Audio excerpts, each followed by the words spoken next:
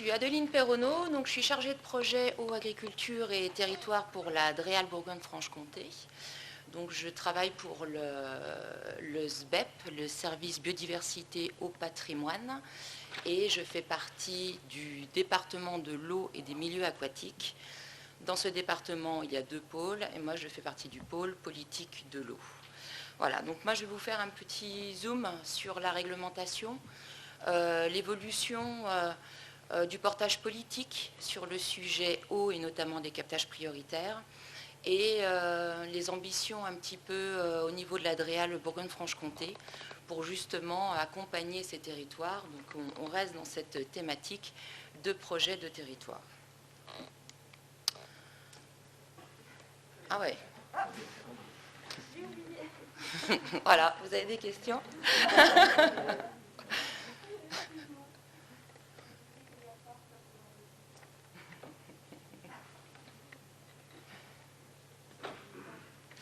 Donc le constat qu'on fait au bout de 10 années de suivi des captages prioritaires n'est pas terrible.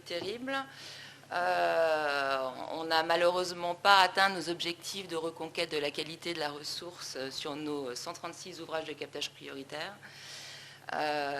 On est en train de réviser la liste des captages prioritaires, on en a peut-être à peu près 5 qui peuvent sortir pour reconquête de la qualité. Et sur ces 5, on n'est même pas vraiment sûr que ce soit une reconquête pérenne dans le temps. Donc on n'est pas au top de notre réussite. Alors le bilan national qui est fait, c'est qu'on n'a pas rien fait non plus. Les travaux qui ont été menés sont intéressants. On s'est aperçu que ça nous a permis quand même de sensibiliser sur les territoires la profession agricole, sur leurs pratiques, faire évoluer un petit peu tout ça, se poser un certain nombre de questions. Mais la méthodologie globale qui a été utilisée ne permet pas d'aller jusqu'à la reconquête de la qualité de la ressource.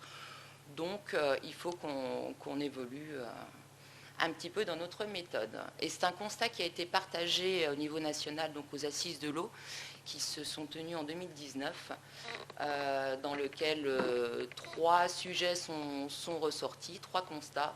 Un coût exorbitant des traitements de l'eau, donc vraiment l'intérêt de préserver la ressource plutôt que de la traiter en aval. Ce que je vous disais, une réussite pas terrible de ce qu'on a fait ces 10 dernières années.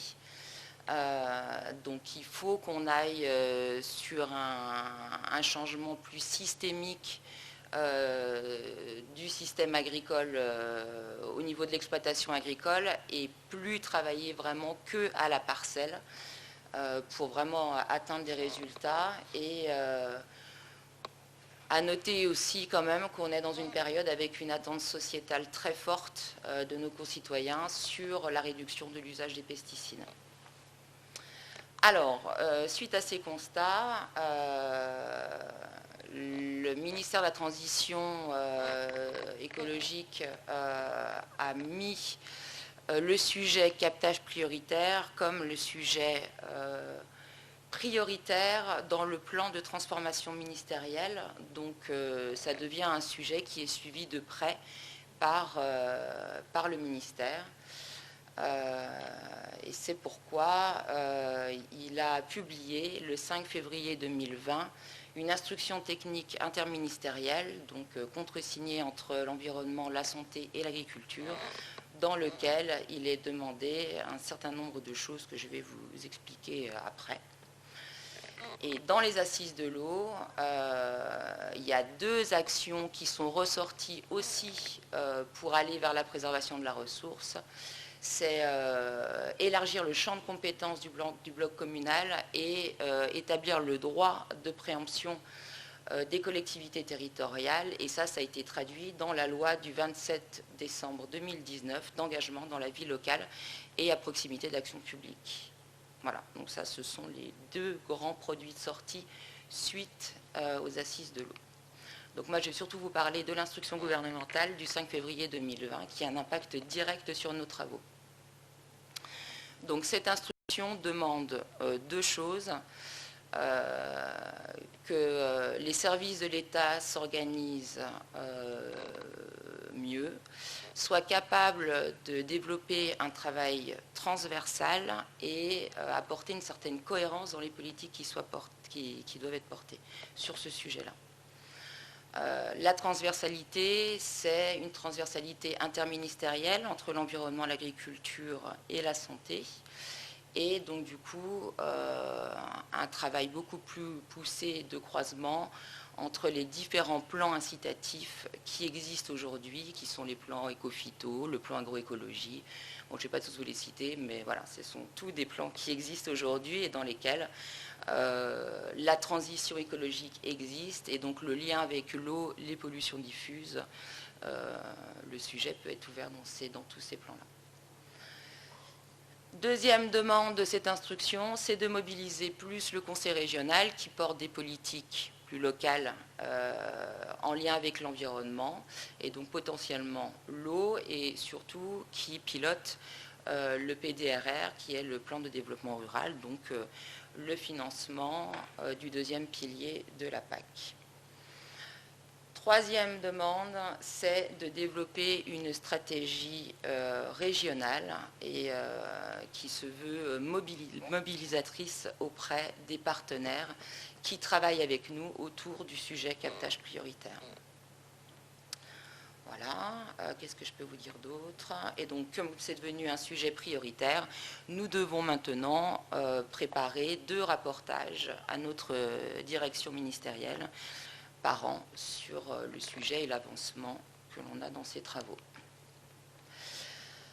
Alors, dans l'organisation des services de l'État, il est prévu de mieux s'organiser de manière transversale entre les ministères, mais aussi entre les différentes échelles pour les ministères de l'Environnement. Donc, des échelles, il y en a beaucoup. On va du département jusqu'au niveau national et on passe par la région, le bassin, et on monte à Paris. Donc l'instruction précise à chaque échelle un petit peu qu'est-ce qu'on attend des services de l'État. Et donc pour l'échelle départementale, il n'y a pas un gros changement, c'est exactement ce qui était déjà prévu jusqu'à aujourd'hui dans le suivi des captages prioritaires. Donc je ne vais pas les relister, mais c'est exactement la même chose. On est vraiment sur des services de l'État qui sont mobilisés à cette échelle auprès des acteurs locaux. Ils ont juste ajouté dans cette instruction un calendrier dans lequel on doit atteindre un certain nombre d'objectifs. Et donc ces objectifs sont des étapes de construction des projets, des programmes d'action au niveau local, au plus près des ouvrages des captages prioritaires. Et donc voilà, on prévoit pour septembre 2020 toute la délimitation des AAC, pour mars 2021 tous les diagnostics de pression qui doivent être réalisés, et pour décembre 2021 tous les programmes d'action validés. Alors ça, c'est des ambitions politiques nationales. Voilà, donc il fallait qu'ils actent un calendrier, ils ont acté celui-ci. Bon, on va voir comment on arrive à s'inscrire dedans, sachant que l'objectif quand même à terme, c'est de reconquérir la qualité de la ressource. Donc ce n'est pas forcément de faire tout et n'importe quoi dans des urgences, mais plutôt d'aller vers quelque chose de plus efficace. Donc voilà, c'est discutable ce calendrier. Je vais revenir maintenant sur la stratégie régionale. Donc cette stratégie doit remonter à la direction, à la DEB, donc du coup au ministère, un an après la publication de cette instruction ministérielle, donc pour février 2021. Sauf qu'entre-temps, il y a eu la crise, le Covid, etc. Donc on va voir si on arrive à tenir les délais, mais en tout cas, c'est ce qui nous est demandé. L'objectif de cette stratégie, c'est de travailler donc, sur ce qui est demandé dans l'instruction, une meilleure efficacité, cohérence des politiques des services de l'État, et puis mobiliser les partenaires pour plus d'ambition et d'efficacité dans les travaux menés sur les captages prioritaires. Donc, on a travaillé un peu sur le sujet au niveau de l'Adrial Bourgogne-Franche-Comté et on a défini 3 thématiques qu'on souhaiterait aborder dans cette stratégie régionale. La première, c'est bien de construire la dynamique interministérielle. On pense que c'est vraiment important qu'on soit plus cohérent dans les politiques qu'on porte, ça on en est convaincu, et qu'on développe un discours qui soit partagé. Voilà, que ce soit l'ARS, l'ADREAL ou la DRAF, on tienne le même discours quand on est face aux acteurs locaux. Donc ça, c'est le premier sujet. Le deuxième sujet, c'est lier les politiques et les financements et se poser un certain nombre de questions sur les difficultés qu'on a parfois à mobiliser des financements quand on développe des actions qui sont un petit peu plus ambitieuses. Il y a plusieurs sources de financement, donc je pense que c'est important qu'on mette autour de la table tout ça et qu'on voit comment être un peu plus stratégique dans notre action pour lier action et financement, justement. Et se poser des questions sur est-ce que le financement qu'on va utiliser, est-ce qu'il a une réelle efficacité à terme pour la reconquête de la qualité de la ressource. Voilà, ce genre de choses qui vont être mises sur la table. 5 minutes. La mobilisation, le troisième point, c'est la mobilisation des partenaires. Et donc là, c'est ouvrir des discussions plutôt avec les acteurs économiques dans le cadre d'une ambition de mettre en place des projets de territoire au niveau local dans notre région. Donc voilà, donc ça c'est le troisième point. Donc ça se fera via des groupes de travail. Au début, ce seront des groupes de travail au niveau des services de l'État. Puis on va partager après avec les partenaires pour au final obtenir un livrable aujourd'hui qui n'est pas vraiment acté officiellement. On l'imagine sous un format feuille de route avec des actions à mettre en place et éventuellement une charte d'engagement régionale de l'ensemble des partenaires. Voilà, maintenant j'ai le deuxième sujet à vous présenter, je vais aller assez vite. Ça c'est plutôt une ambition régionale de porter un appel à projet pour accompagner des collectivités dans la construction de projets de territoire. Donc c'est l'action 54 du PRSE 3 dans lequel c'est inscrit. Je passe là-dessus, ça c'est pourquoi on en est arrivé à faire cet appel à projet. L'idée c'est vraiment d'accompagner les collectivités dans la construction de projets de territoire intégrés. Ça nous semble important pour mettre en place des actions, trouver des solutions qui soient efficaces pour la reconquête de la qualité de la ressource. Donc, c'est comment ouvrir un des volets qu'on n'a pas beaucoup étudié jusqu'à aujourd'hui dans le sujet captage prioritaire, qui est le volet économique avec les filières, et intégrer ce volet-là pour voir comment la profession agricole peut s'inscrire dans une évolution de leur modèle agricole pour qu'il soit plus vertueux. Voilà. L'objectif à terme, c'est ça. Pour ça, il faut passer par 2 étapes, donc le fameux diagnostic. Voilà, ah oui, c'est un diagnostic. Je ne l'ai pas inscrit là, mais l'animation sera très importante. On souhaite que l'animation soit territoriale et qu'on ne travaille plus à l'échelle d'un captage prioritaire, mais vraiment à l'échelle d'un territoire fonctionnel. Et la mise en place d'une concertation participative pour que l'ensemble des acteurs concernés par le sujet puissent être présents dans la co-construction de ce projet de territoire.